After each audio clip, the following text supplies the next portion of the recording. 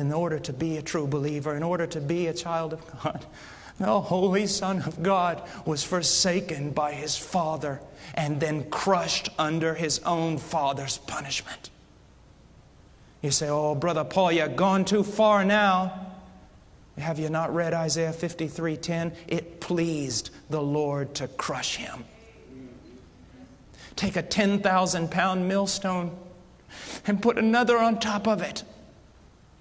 Put a grain of wheat between them and see what you've got when it comes out on the other end. Take a dam 100,000 miles high and 100,000 miles wide and have it break in front of you. And as the torrent of water rolls down towards you to engulf you, to destroy you, all of a sudden the ground opens up and drinks it down, and not one drop splashes to your feet. And so Christ raised His hand up to heaven and took the wrath of God, that great cup, and drank it down. And when He cried out, "It is finished," He turned it over and not one drop came out.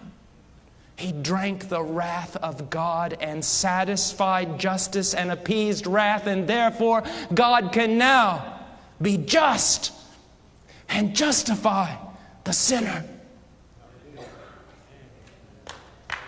This is what He's done. This is what He has done. The Puritans spoke a lot about repentance, not only from sin, but repentance from good works. You say, what do you mean?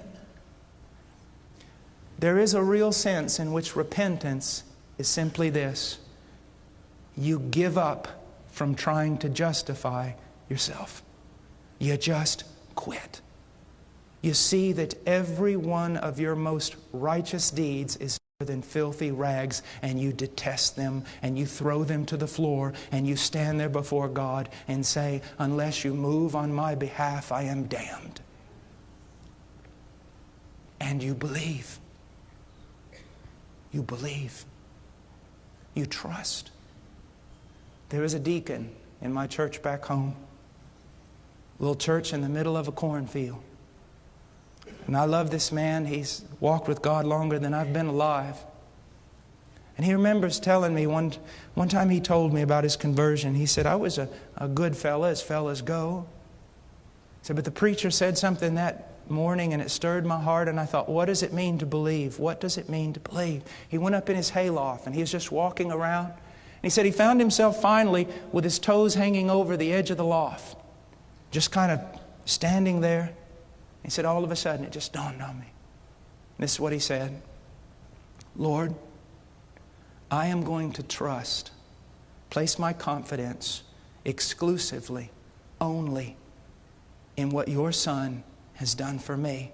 And if that very thing, if what He has done for me is not strong enough to save me, then I will go to hell, because I will not trust in another thing.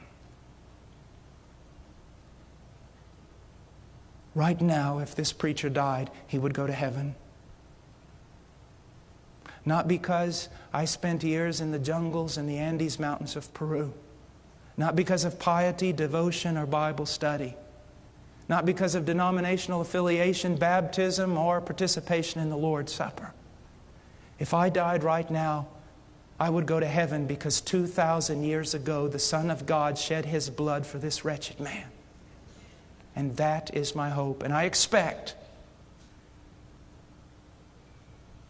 that scarlet thread is strong enough to hold me when I swing out into eternity upon it. Please visit our website at heartcrymissionary.com.